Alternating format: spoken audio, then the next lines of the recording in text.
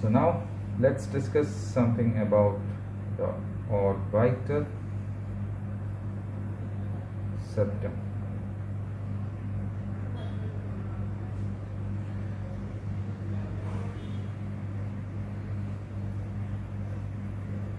This is the orbit.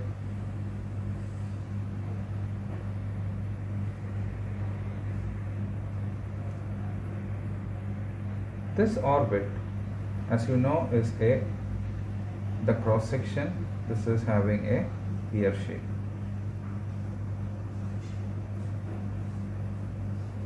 But in fact, this is having a bony covering. This is like a sheet, a fibrous sheet. This periosteum, which covers the outer part of the orbit, even the inner linings are covered by what we call as the periosteum. This periosteum is actually giving a sheath in front. This is actually a fibrous sheath.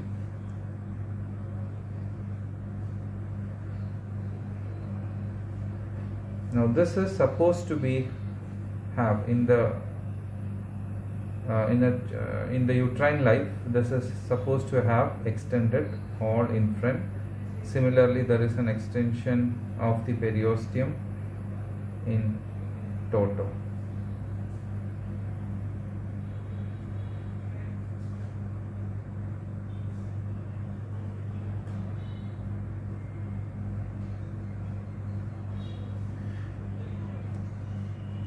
Now later on, what happened was it got cleared up at the center.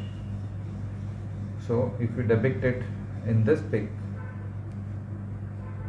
imagine it had extended in front all the way, and it was here, it had covered up, and later on it got cleared up. So what did that give rise to? That gave rise to something in the upper lip and something in the lower lip. A thick fibrous extension from the periosteum of the superior orbital rim extending anteriorly, which buttonholed to form a gap in the sheath. So this gap is called as the palpebral fissure.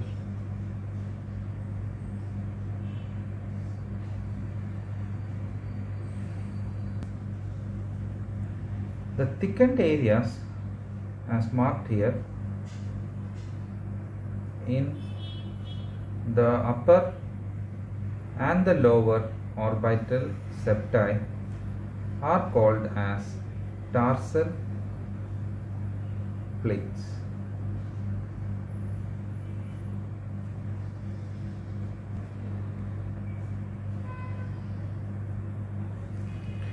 The measurement of upper tarsal plate is 10 millimeters and the lower is 5 millimeters. This is 10 vertically and the lower is 5 millimeters.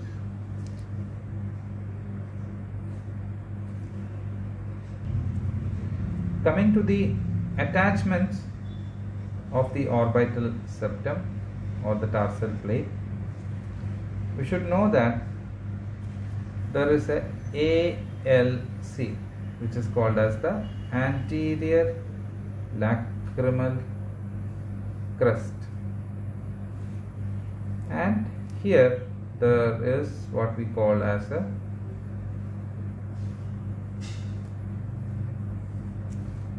medial tubercle. So it is attached to the anterior lacrimal crest with the help of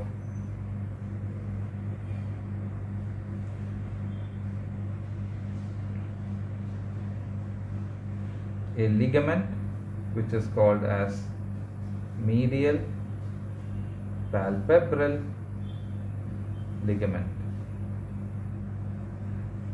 which we have discussed in a surgery called as BCR. Now,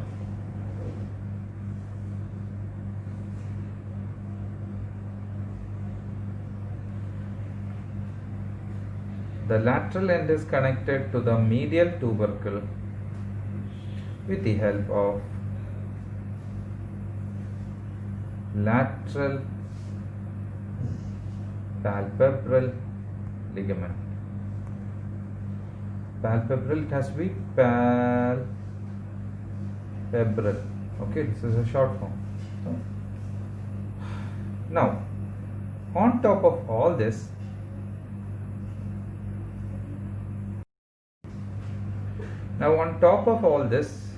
you remember there is a muscle that is moving around the eye, which we had given a name called orbicularis oculi. Now this has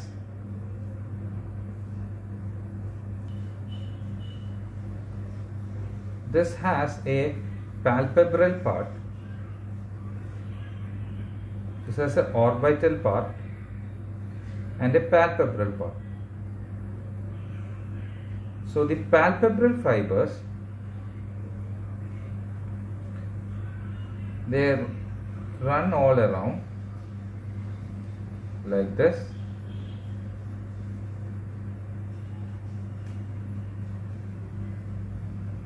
and they have an interlacing segment which is called as the lateral palpebral raphe.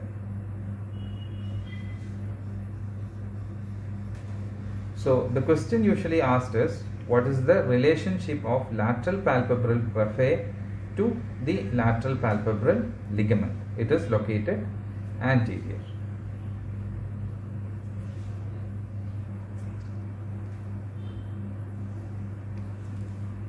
Now let's go to the next topic,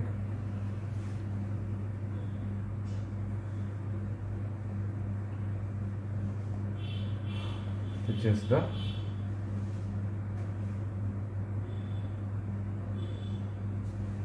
eyelid.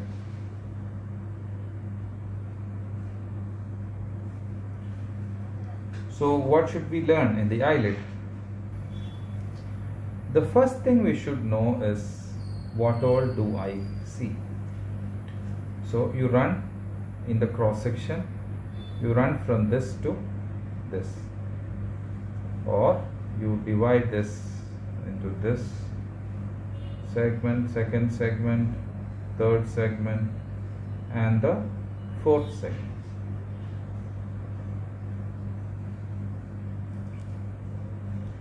So the first thing I would like to bring to your notice is, we have a muscle here, which is an extraocular muscle, and it is known by the name levator palpebrae superioris.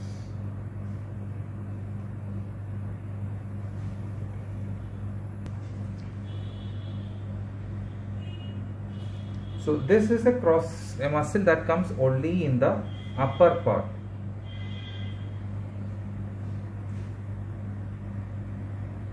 and it is attached to a structure which we have already discussed. This is the tarsal plate.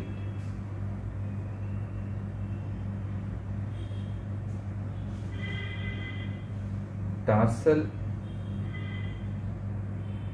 plate was actually a derivative of the orbital septum. The upper one was 10 millimeters, the lower was 5 millimeters. To simplify it, we have learned this is the thickened part of the orbital septum. It's called as the tarsal plate. Now, what is more important is, as you can see, there is a gland here. Inside the tarsal plate, there is a gland, which is called as the tarsal gland because it is found within the tarsal plate. Or more precise name to the gland is Meibomian gland. Now this gives a secretion which has to be drawn in yellow.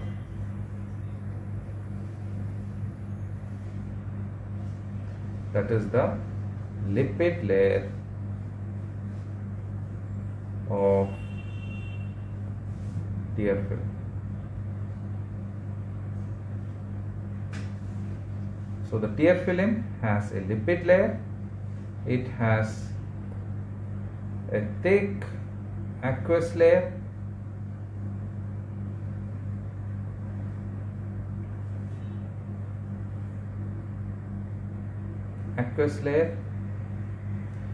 and a very thin mucin layer.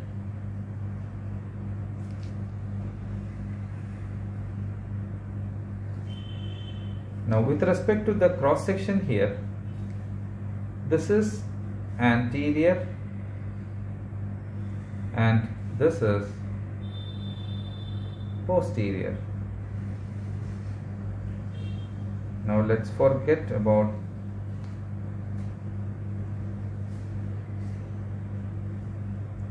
the tarsal gland here now.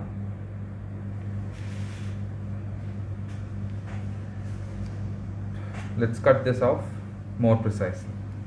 This is the skin.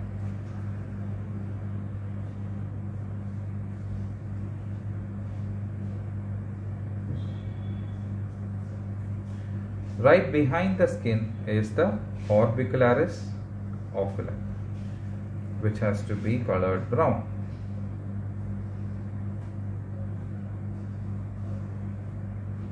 This round structures you are seeing here are the orbicularis oculi.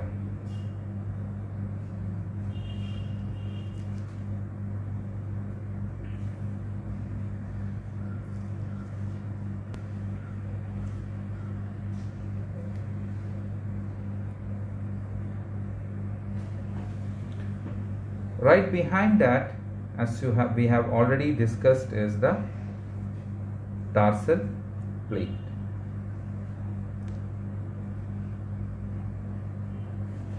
And behind that is the conjunctiva.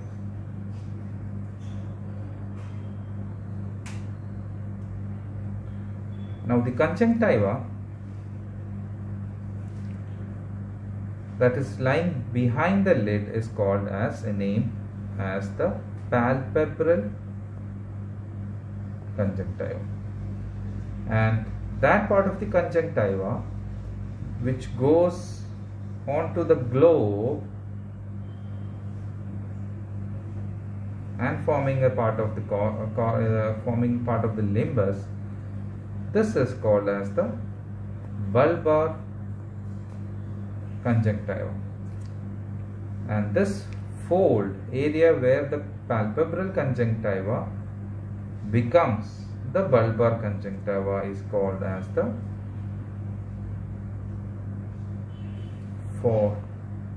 fornacial conjunctiva. So conjunctiva has three parts: palpebral, fornacial and bulbar. Now we'll go into a little more detailing.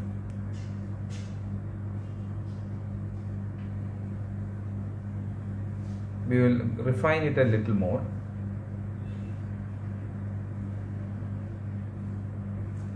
Little more tiny structures has to be noticed. That is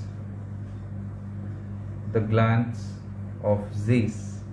This is located at the lid margin.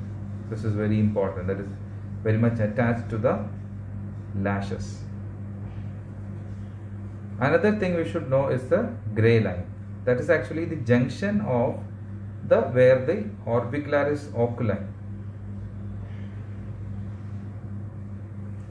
the muscle layer of orbicularis oculi, and the tarsal plate. So that is the junction. What separates them is the gray line, site of gray line. Now there is another gland that opens directly into the lid margin without taking the help of the lashes. That is called as the gland of Mole, which is this gland. It opens directly into the lid margin.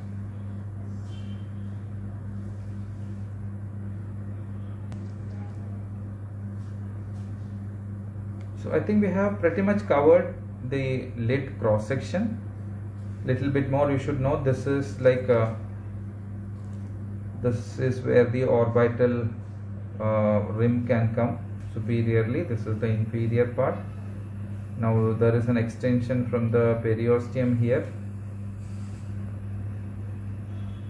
and it forms the orbital septum. The levator palpebrae superioris muscles are coming from behind. They are getting attached to the tarsal plate. It also gives off few fibers. The LPS gives off few fibers into the lid skin as well. And here these are purely the orbicularis oculi in front. There is the gland of Mole here. There is gland of Zeiss here at the tip. There is the Meibomian gland. So you have three glands here. 1, 2 and the Meibomian glands, opening all at the tip of the lid margin. Then as you come posteriorly, you should know that the palpebral conjunctiva is there. This is the superior part of the tarsal plate. Another thing I forgot to mention is the Muller's muscle. Muller's muscle is also an extraocular muscle. Now this is a very tiny muscle actually that is getting attached to the tarsal plate.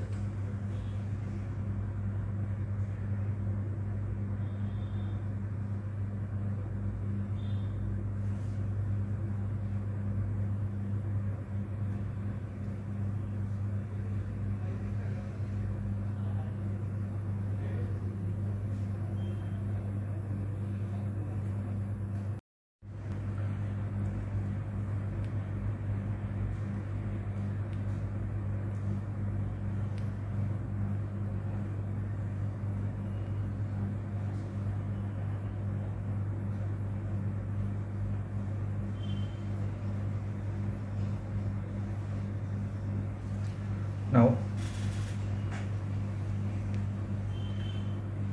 if you take the picture of the anterior part of the eye, for example, we are drawing the lid from the anterior part this way.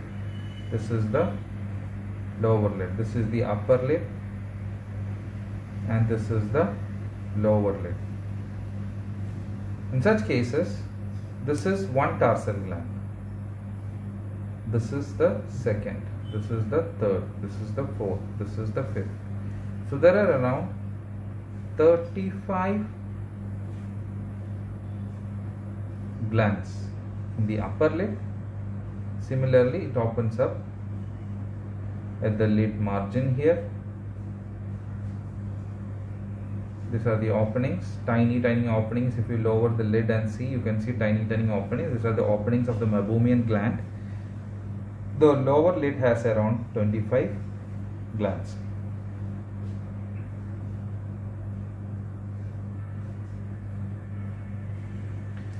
Now little bit more into about Meibomian gland is, this is actually a sebaceous gland, and gland of Zeiss is also a sebaceous gland. Gland of mole is actually a sweat gland. The Zeiss, as I have said earlier, is opening into the root of the lash. This is located more anteriorly, and Meibomian glands are located posterior to the lashes.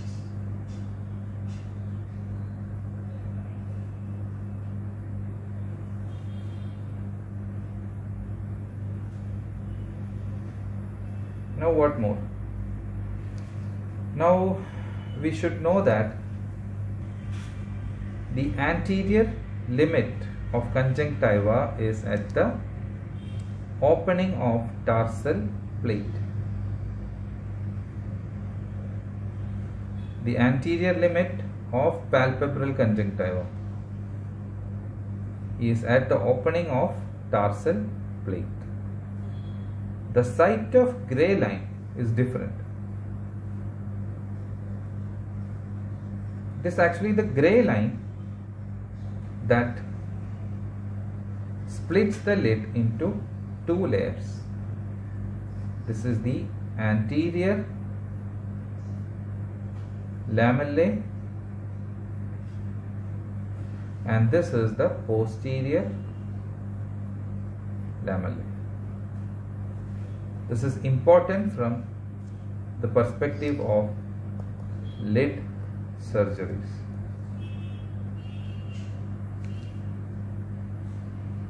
So they are split by the gray line into anterior lamellae and posterior lamellae. What all does the anterior lamellae contain? It has the skin and the orbicularis oculi. The Meibomian gland belongs to the posterior lamellae, and the palpebral conjunctiva is mainly belonging to the posterior lamella. So to conclude with two questions.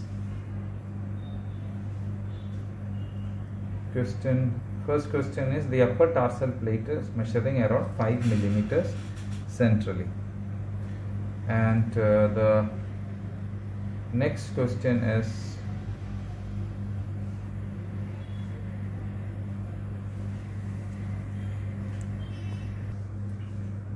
the termination of palpebral conjunctiva is the gray line. Is it true or false?